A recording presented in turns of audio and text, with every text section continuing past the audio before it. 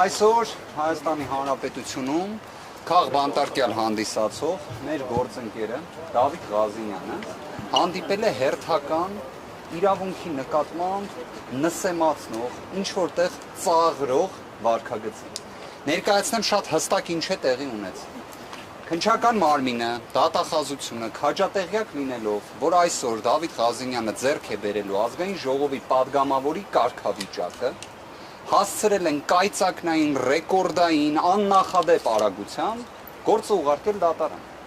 Այն պարագայում, որ բոլոր տվյալները փոխանցվել են թե քննչականին, թե դատախազությանը։ Դուք տեղյակ եք, որ Դավիթ Ղազինյանը անձամբ ներկայացել էր նախաքննական մարմնին, երբ դեռ նույնիսկ կենտրոնական ընտրական հանձնաժողովի որոշումը չկար։ Դուք տեղյակ եք, որ Դավիթ Ղազինյանի դեպքում դատարանը միակ ռիսկը, որ տեսել էր մի գործի շրջանակներում, որտեղ նյութ չկա, դա իբրև խոչընդոտելու ռիսկն էր։ Պատկերացրեք նախաքննության ավարտը ինչ է, չէ՞ իրենից ենթադրում, որ այդ ռիսկը ուզես-չուզես պետք է նվազի։ Բայց Դավիթ Ղազինյանի դեպքում նաև, չնայած նրան, որ մենք միջնորդել ենք, որ վերջինս հարցաքննվի, որ եթե կա այդ խոչընդոտելու ռիսկը իրենց պատկերացրած, առերեսում տեղի ունենա, ոչ մեկը չեն արել։ Ինչի չեն արել, որ մինչև այս նիստը գործը ամեն կերպ ուղարկեն դատարան, որ երբ այս նիստը ավարտվի եւ մեր ձեռքի տակ լինի այլևս արձանագրությունը նրա վերաբերյալ, որ Դավիթ Ղազինյանը падգամավոր է եւ չի կարող լինել կալանավորված, վերջիններս ասեն իրենք լիազորություն չունեն։ Այսինքն գործը արդեն դատարանում է եւ դատախազը չունի լիազորություն վերացնելու կալանք։ Սա իսկապես ամփոփեմ խոսքս, սա աբսուրդի նոր նշաձող է։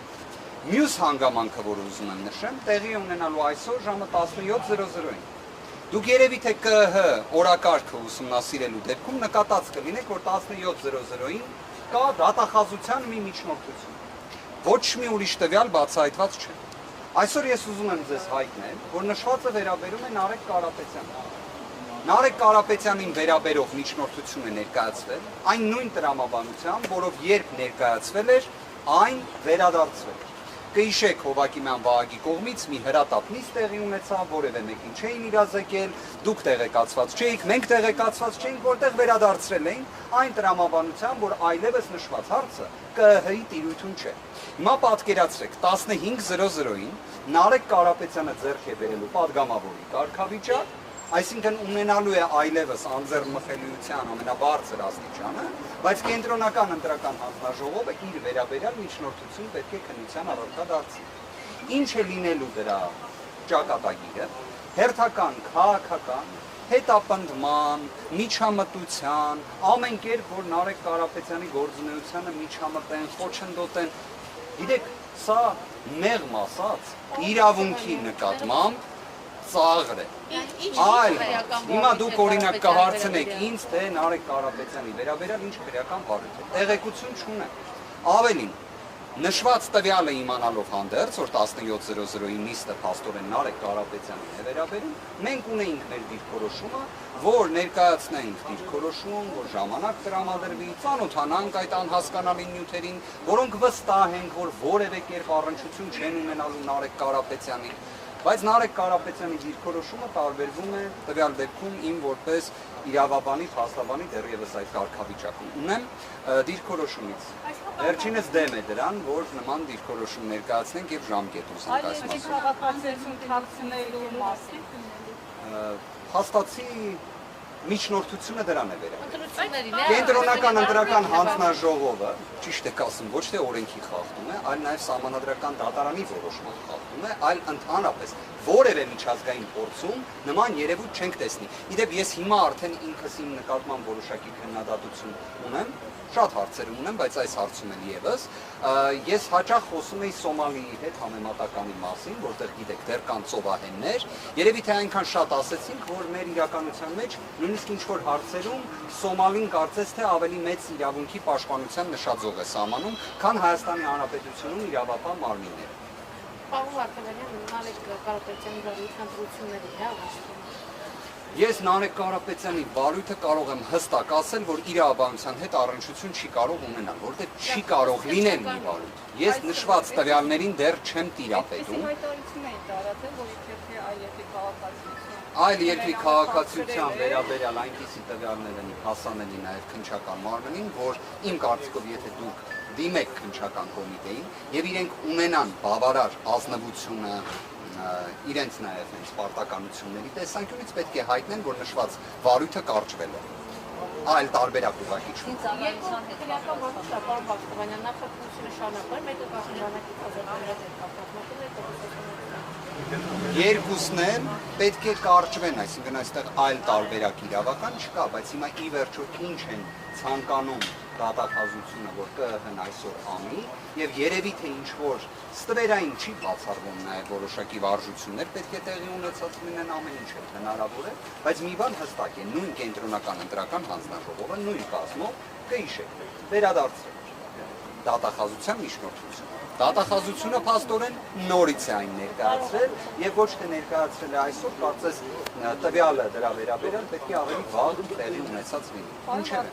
Մանդատ վերջնակ հետևած թեմատիկ մանդատի նախորդ անգամ դատախազության մանդատներ պատասխաններ ներկայացրեցիք այս անգամ հայտարարություն չեք տվել արաբական դեպքերում այսինքն դուք պատրաստվում եք Ինքնաբացարկների ներկայացման վերջնաժամկետը հանդիսանում էր հունիսի 20-ը ժամը 18:00։ Բոլոր մեր այն գործընկերները, որոնք նման դիմում ներկայացրել են,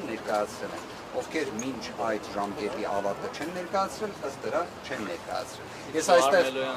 Ես այստեղ պարոն Մակարյան, դուք նոր մոտեցաք, ես այստեղ կարծում եմ նաև թե Տիկին Մելոյանը, թե նաև ին վերաբերյալ հարցադրումը, որը ներկայացրեցի, անկեղծորեն եմ ասում, եթե նժարի վրա դնում ենք այն հարցերի, որոնք հենց այս պայդրության վարկային, ես համարում եմ, որ դրան նույնիսկ այս փուլում անհրաժեշտ չի անհրաժեշտ կատարել։ Մենք հիմա խոսում ենք։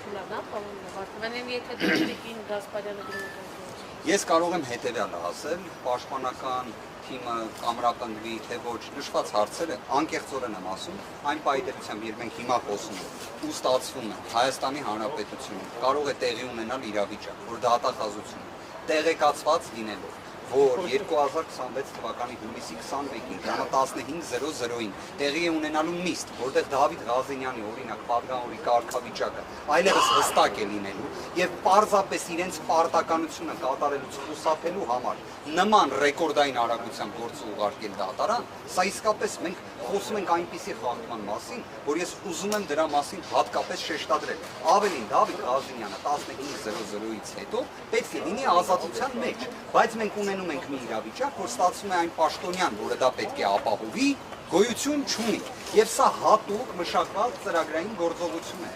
Ես հասկանում եմ, որ կարող է այսօր ձեզ սկսեն հրամցնել հետևյալ մեկնաբանություն։ Թե Նարեկ Կարապետյանի գործով, թե օրինակ Դավիթ Ղազենյանի կարգավիճակի վերաբերյալ, որ գիտեք, պատգամավորի կարգավիճակը ստացել են, բայց դեռևս լիազորությունները չեն ստանձնել, որտեղ լիազորությունների ստանձնման օրը օգոստոսի 2-ն է։ Հարգելի նշված հարցը սպառված է 2021 թվականի դեկտեմբերի Սահմանադրական դատարանի համապատասխան որոշմամբ, որը իդեպ ներկայացվել էր ազգային ժողովի պատգամավորների 1/5-ի կողմից, ներկայացուցիչը հանդիսացել եմ ես։ Սահմանադրական դատարանը իր որոշմամբ օգտագործում է պատգամավորի կարգավիճակ ձեռք բերել եզրույթը։ Ոչ թե լիազորությունների ստանձնում, այլ կարգավիճակ։ Կարգավիճակ տալիս է այս մարմինը։ Լիազորությունների ստանձնումը տեղի ունենում ազգային ժողովում։ Քննչական կոմիտեն հենց այսօր է Նախաքննության ավարտը Դավիթ Ղազենյանի գործով հայտարարվել է 2026 թվականի հունիսի 20-ին ժամը 17:00-ի սահմաններում։ Գործը կարծես բաղկացած է 7 հատորից։ Մենք խնդրել էինք, որ մեզ տրամադրեին ժամկետ, խնդրում եմ ուշադրություն դարձնել, մինչև 2026 թվականի հունիսի 21-ի 17:00։ Այսինքն մենք մեր ակնկալած ժամկետը, երևի թե որևէ մեկը չի կարող չէ ասել, որ երկար ժամկետ ենք ուզել։ Կարծում եմ որևէ մի մասնագետ նման դիրքորոշում չի այլ։ Քննիչը այն համարել է ակնհայտ անհիմն միջնորդություն, որոշել է մեզ ժամկետ տրամադրել մինչև 11:00, այնուհետև 11:01 ենթադրում եմ, որովհետև 10:30 մենք ներկայացրել ենք միջնորդություն, որոնք առերեսուն կատարեք, հարցաքննեք Դավիթ Ղազենյանին, քննիչը այն թողել է առանց քննության, գիտեք ինչ պատճառաբանությամբ, որ արդեն մեղադրական եզրակացությունը ուղարկել է դատախազին։ Այսինքն սենց արագություն, հարգելիներս, ես իդեպ ասեմ նաև, որ աշխատանքային կարգով երեք փորձել եմ նաև կապ հաստատել հսկողություն իրականացնող դատախազի հետ։ Հսկողություն իրականացնող դատախազի հետ աշխատանքային ձևաչափով կապ հաստատելը ողջամիտ երևույթ է, քանի որ դատախազի նույնիսկ համարը համապատասխան դատավարական որոշումներում գրվում է։ Պատկերացրեք, ես այդ համարին Արտուր Դանիելյան, ես փորձեցի կապ հաստատել այդ հեռախոսը համարով, պատասխանեց մի կին, խնդրեցի, որ փոխանցեն հեռախոսը դատախազ Դանիելյանին, որ խոսենք Ղազենյան Դավիթի խափանման միջոցի հետ կապված հարցի շուրջ, որովհետև պատգամավորի կարգավիճակ է ստանում եւ այլն, ստացա պատասխան, որ նման դժվարություն կա, պայմանավորված այն հանգամանքով, որ ես զանգահարել եմ Կոմերցբանկի հաշվապահություն։ Գիտեք, դատավարական ակտերում, երբ նշվում է հսկողություն իրականացնող դատախազի հեռախոսահամարը եւ նման վերաբերմունք է տեղի ունենում, սա իսկապես միգուցե նաեւ դա էլ է պայմանավորված նրանով, որ ինչքան հնարավոր է արագ, այո, հաշվապահություն։ Հայտնեցին, ամեն դեպքում հիմա ես ներողություն եմ խնդրում Կոմերցբանկի հաշվապահությունից, որ նման ահազանգ էի ներկայացնում։